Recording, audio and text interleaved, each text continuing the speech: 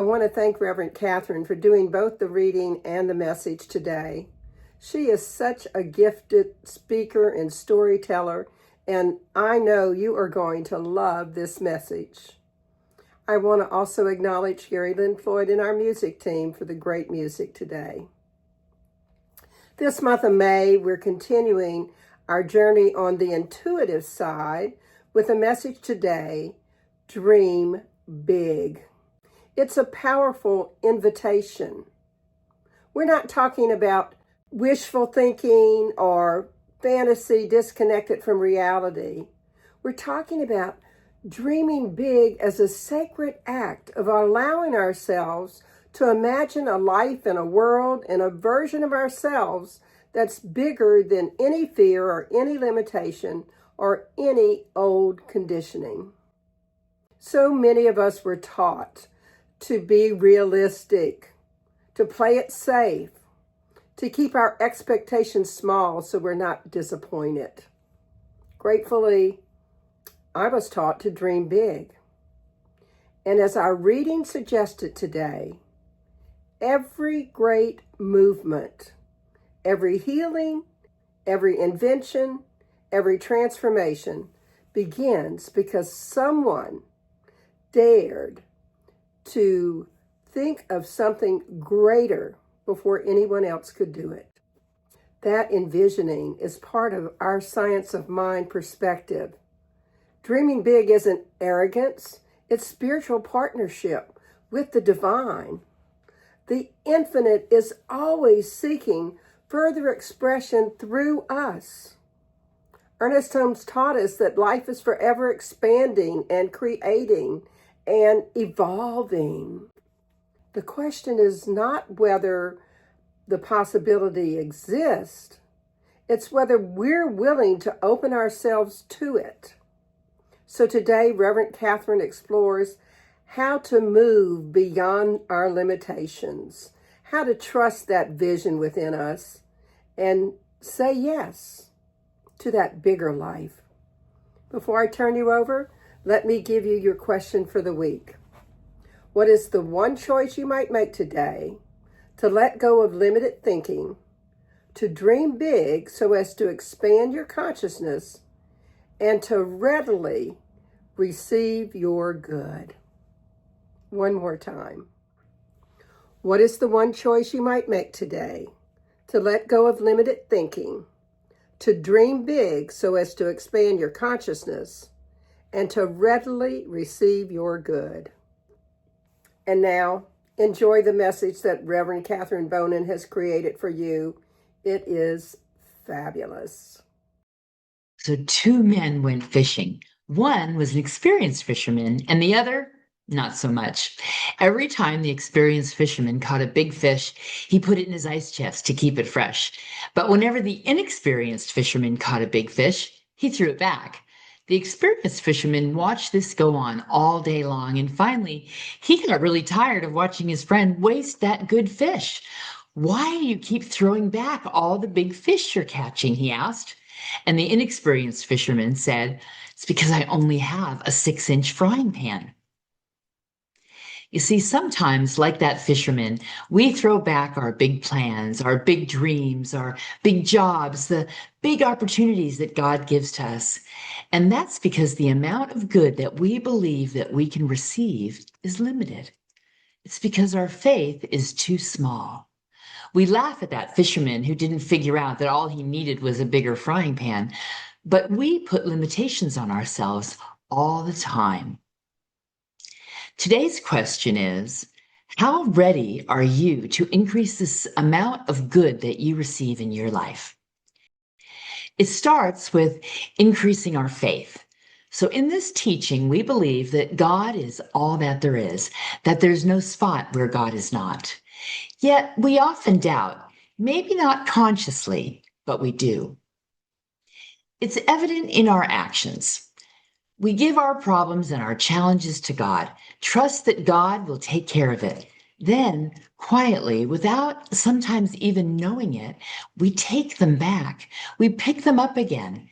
Isn't that crazy? It's like we think we can do better than God. And then we notice that we do it again and again. If we pay attention, though, and practice enough times, we'll build our faith and we'll begin to really trust that God's got our back. When I notice that I do that, I often say to myself, Catherine, if you really believe this stuff, and you do, then let God handle this. Your job is to know that it's already in the works. It also helps me to remember that everything happens twice, first in consciousness and then in form. So I know that whatever is happening for me is happening right now, and it's happening in the exact right time and right place. This helps me keep my trust and faith where it belongs. And like everything else, this is a spiritual practice. I truly believe that all of life is a spiritual practice. So pretty much every time you hear me talk, you're going to hear some form of this. Maybe because I need to be reminded myself, but I think that we all do. We each look out into the world through a lens of enoughness, or not enoughness, if you will. Somewhere along the way, we formed a belief about how much good we can have in our lives. It was formed from our beliefs and our thoughts about who we are and how much we can deserve. And we made decisions about how much good is good enough for us. Charles Fillmore, the co-founder of Unity, said, "Do not limit the substance to what you think you need or want. Rather, broaden your consciousness and give infinite mind freedom to work, and every good and needful thing will be provided for you." Notice he doesn't say work harder or strategize better or hustle more. He says, broaden your consciousness.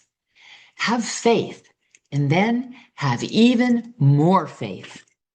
Here's the truth that most of us spend our whole lives running from. The problems that we see have never really been problems. We've created them. The problem is the size of the container we try to put our good into. The problem is the limited beliefs we've decided are true for us.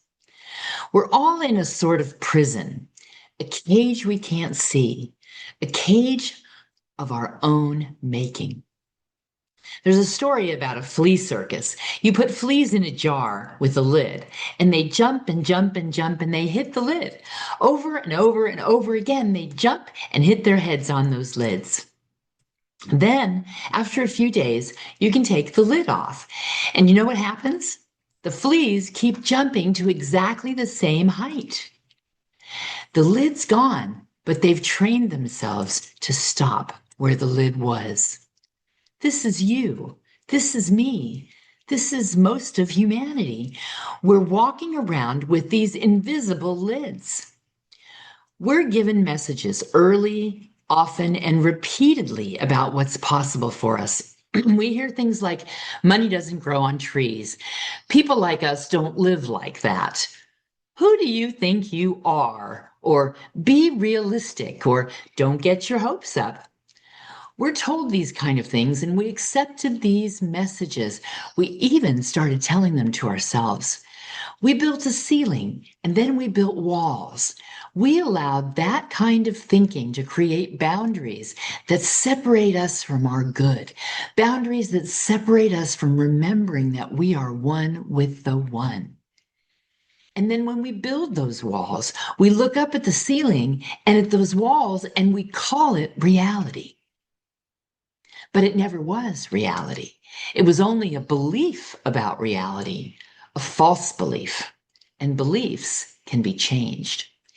Here's what I want you to understand at the deepest level of your being today. That is that the universe is not withholding anything from you. God is not withholding any good. There's no cosmic committee deciding that you've had enough or that you're not deserving. The spiritual substance from which all visible good comes is never depleted. It's right there with you, right now, all the time. It responds to your faith and to your expectations. Think about the ocean. Does the ocean hold back its waves because it's worried it'll run out of water? Does the sun ration its light, afraid that Tuesday the world might need more? Of course not. Nature operates from a posture of infinite, ceaseless outpouring. That's the givingness of God. And you're part of that nature. You're not separate from it. You're an expression of the same creative intelligence that spins the galaxies and grows oak trees from acorns. It's your birthright to be prosperous, to be happy, and to achieve your dreams, regardless of who you are or where you came from. It's a flow of good, a constant flow. So the question bears asking, how do we step into that flow? Well, Fillmore told us just a minute ago. He says we broaden our expanding consciousness. We dream big. So, how much good can you imagine? How big is the mental equivalent you hold for yourself? Do you want just a little bit of health, a small degree of success, a paycheck in the hundreds? Or do you want perfect health, great success, and a paycheck in the thousands or tens of thousands or even greater? How big can you think? And then, if you think big, will you allow others to influence your thoughts? There's a still small voice within every one of us that tells us that there's more for us. And it asks us to have faith and hold space for more. And there's no limit to the amount of good we can experience when we follow our dreams. The dreams that we hold in our heart are a message about the good that we're here to experience and share with the world. Our dreams provide insight and help us live on purpose. It was 1952, and a young girl, Judith Love Cohen, was a high school senior. She walked into her high school guidance counselor's office. She sat down and she told him that she wanted to study advanced mathematics. She wanted to build things. I want to understand how the physical world works at its deepest level. And then I want to use that understanding to make something real, something important, something that makes a difference in the world, she told him. Well, he leaned back, rubbed his chin, and smiled at her. You might know the kind of smile I'm talking about, that patient, slightly pitying smile that people give you when they've already decided what your life should look like. They think they know. He leaned back and he said, Honey, nice girls go to finishing school. There you learn how to pour tea. You meet a good man. You get married and you have children. That's the path you should be following. Well, Judith thought to herself, wow, this guy doesn't have a clue, but he means well. So she thanked him and she went home. And that night, she enrolled in the School of Engineering at Brooklyn College. Now, picture the lecture hall on her first day. Several hundred students, shoulder to shoulder, notebooks open, the low rumble of voices settling in for the semester. Judith looks left, and then she looks right. She realizes that she's the only woman in the room of several hundred. Not one of a few, but the only one. Well, through the semester and the next couple of years, the boys laughed at her. They didn't take her seriously, and neither did some of the professors. Still, she raised her hand. She stayed engaged. Most people faced with that kind of a challenge would probably recalibrate. They'd probably find a way to focus on something else, to find something that would be easier, something that's more available to them, something where people weren't laughing at them. But not Judith. She showed up every day and she just raised her hand higher and higher. And after 2 years, she transferred to USC to finish her bachelor's and then her master's. She graduated in 1957, eighth in a class of 800. She had done it. She had carried her dream from a Brooklyn's guidance counselor's office all the way to an advanced degree. And then NASA called. It was 1960, about the time we talked about in that reading. and America decided it was going to the moon. JFK was all about it. NASA wanted the mathematical minds that were the best in the country. They wanted people whose dreams were big enough to match the scale of this thing being attempted. Gender, not important. Competence was everything. So Judith applied. She was selected to join a team working on something called the Abort Guidance System for the lunar module. They called it the AGS. Now, let me tell you what this is, because this matters more than almost anything else in the story. The lunar module is that little spider-legged craft that lands on the moon. It has a primary computer, but the people building Apollo were not naive. They knew that space is bigger than we know. It would be easy to get lost in space. They also knew that primary systems can fail. So they decided to build a backup and put it in that lunar module. They decided that if that primary system failed, by having a separate, self-contained system that could fly the spacecraft home entirely on its own, would potentially save the astronauts from inevitable crisis. The AGS would be the last resort, the final answer, the thing that was reached for when everything else went wrong. As Judith herself put it, it had to work because if you needed it, you were already dying. Think about what it means to dedicate yourself to building something like this. You're not building the thing that gets the glory. You're not building the system that works all the time on good days, or even just all the time. You're building the system that exists entirely for the worst possible scenario, a day that you hope never comes. You're pouring your entire self into a problem that will only matter if everything else fails. Well, Judith lived inside that problem for days, for weeks, for months, and yes, even years. Orbital mechanics, electrical systems, code that couldn't glitch under any circumstances. And finally, she gets close, so close. And now it's August 1968, and there's one final problem left. One problem that she just couldn't resolve. And Judith, she wasn't about to let it go. She would figure it out. She was not going to walk away. She was determined. She was also 9 months pregnant, and her coworkers, genuinely kind people who really cared about her, were hovering over her desk saying, "Judith, please go home. The math can wait. Go home. Have your baby." But Judith kept working, and the next day, while at her desk, her contractions started. She gathered up her work, pages of trajectories and circuit diagrams, lines of logic and calculation, and goes to the hospital.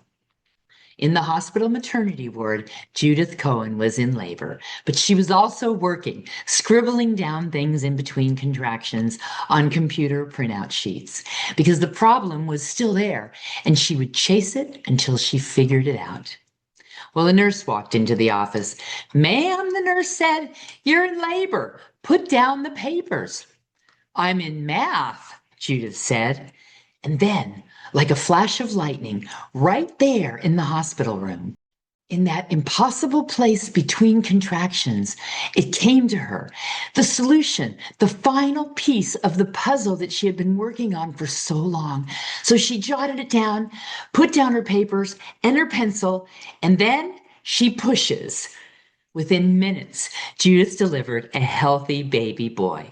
She named him Thomas Jacob Cohen. The next morning, she called her supervisor. "I fixed the guidance problem," she said, excited. A pause, and then, "Oh yeah, and the baby came." Now, fast forward to April 13th, 1970. Apollo 13, 200,000 miles from Earth. Astronauts Jim Lovell, Jack Swigert, and Fred Haise. 2 days into their journey to the moon, 9:08 p.m. in the evening, and boom, an oxygen tank ruptures, and then a second one fails. The power for the missile begins to bleed away. Command module is dying in real time, and they have minutes before all is lost. Well, mission control, calm as a cucumber, knows exactly what's happening and tells those 3 astronauts to crawl into the lunar module, that little landing craft designed to hold 2 astronauts for 1 day as they travel from the rocket to the moon's surface. But it's life or death time now. There are 3 of them, and they needed to carry them home across 200,000 miles of empty space, which would take just over 4 days in that tiny module. But that's their only option. And just as they enter the lunar module, the primary guidance computer fails, and the AGS wakes up. Judith's AGS. It calculates the burn that will bend their trajectory back towards Earth. It monitors their alignment. It watches their speed, the angle of the path through the absolute dark, making the thousands of small computations required to keep those 3 men pointed towards home rather than into the void forever. And April 17th, splashdown. NASA's cheering. Everyone's jumping up and down, yelling, even crying. All three astronauts were alive. The world cheers. Headlines, celebrations, and joy erupt across the United States. And inside the buildings of NASA, those engineers are so happy because that backup system worked.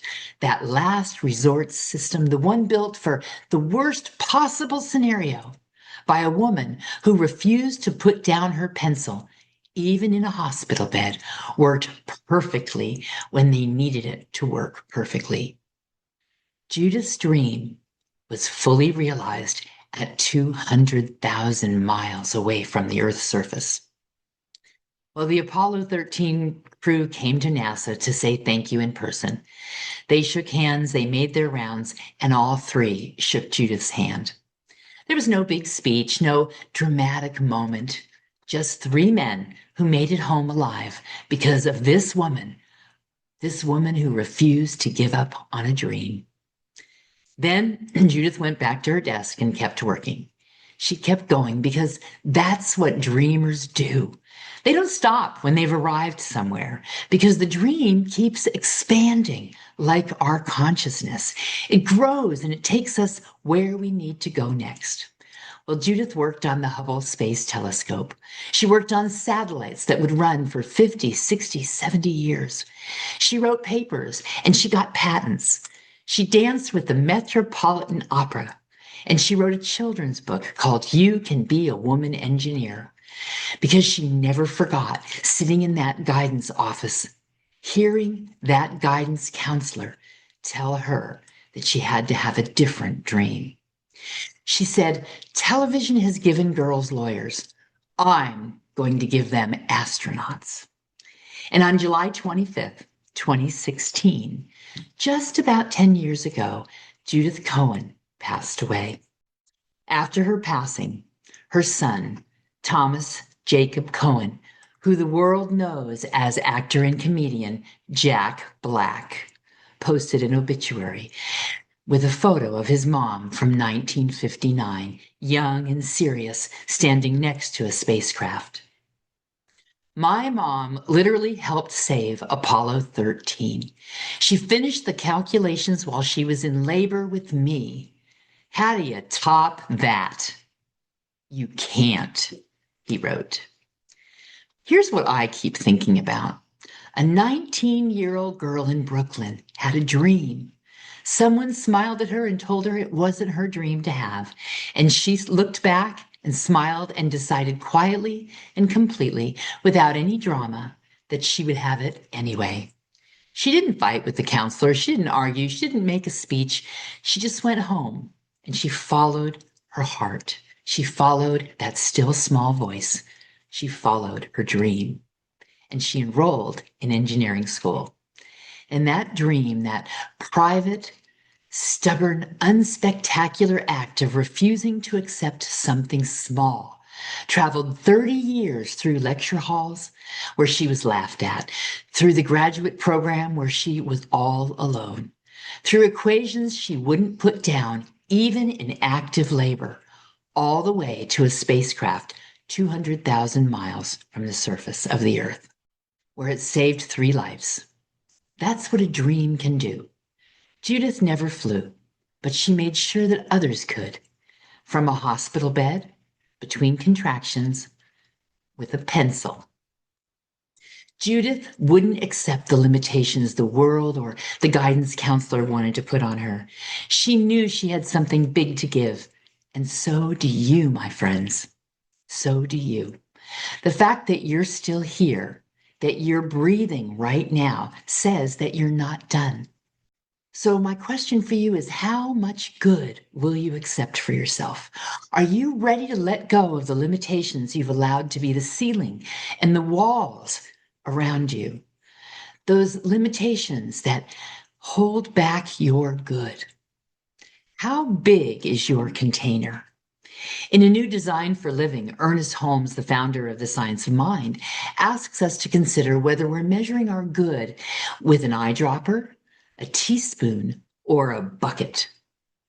I'd like to suggest that we take that metaphor even further. What about a swimming pool? How about the ocean?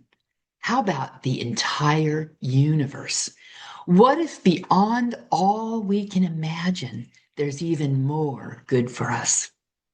If God's all there is, and we are one with God, that means we are one with the good that God is. And knowing that, how can there be a limit on how much good we can experience? The power to obtain all the good that there is lies in the idea of embodiment and the practice of recognizing it. However much good, however much God we can embody, that's as much as we'll experience, until, that is, we expand our capacity. Broaden our consciousness. Once we know that we have control over the amount of good that we experience, we have the ability to take that capacity container and change it in for something bigger. Once we realize that there's no limitation to the good that God is, we're able to see and feel and experience more of it. So you're probably asking, but how? How do we claim that good that is ours? Well, first we decide it's possible. We don't hope that it's possible. We don't wish that it's possible. We decide. We make a declaration inside ourselves that says, I am available for more. As Emma Curtis Hopkins says, there is good for me and I ought to have it. Make that your mantra. There is good for me and I ought to have it. Notice your limiting thoughts and be willing to have a new thought.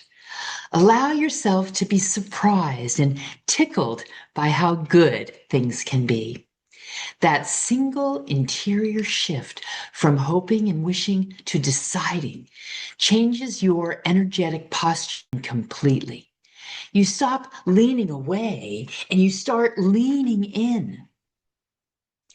Then let yourself dream big. Listen to what makes your heart sing. Let your heart guide the way. Embrace those dreams. Think in big pictures. Listen to that still small voice and let your heart guide you. Let your thinking expand to the infinite rather than trying to cram the infinite into your mind. Stop asking for enough and start declaring plenty. You see, language matters. The words we use are the mold to which our lives are poured. So does the feeling. That matters too. In fact, often the feeling matters more than the words.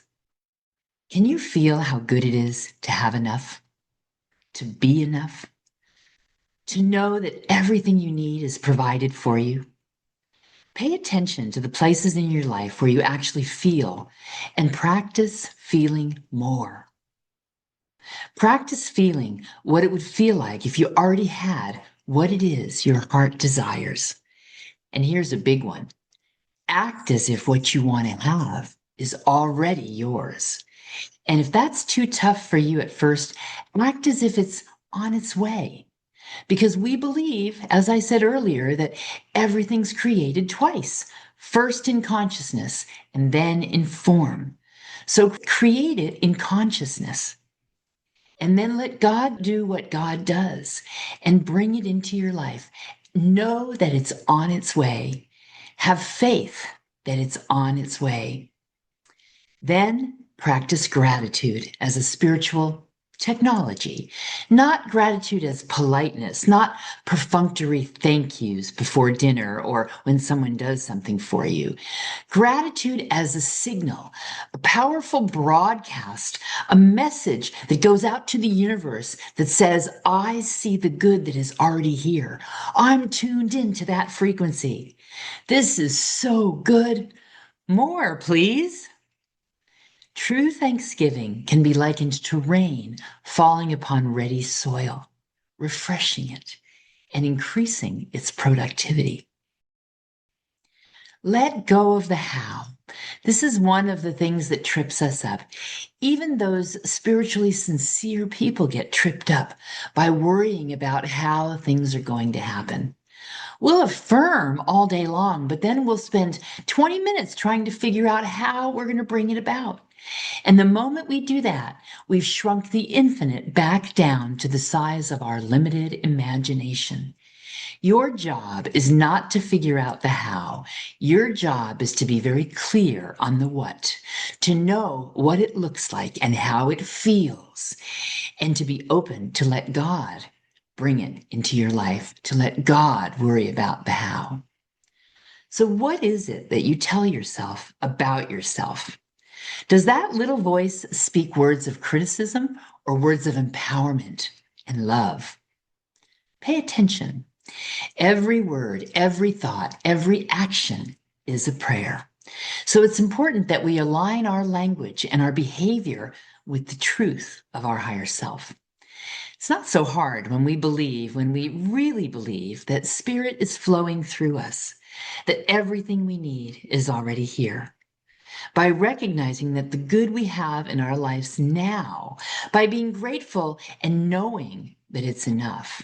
Like magnets, we draw more into our life, and then we can experience even more. So, how big is your container?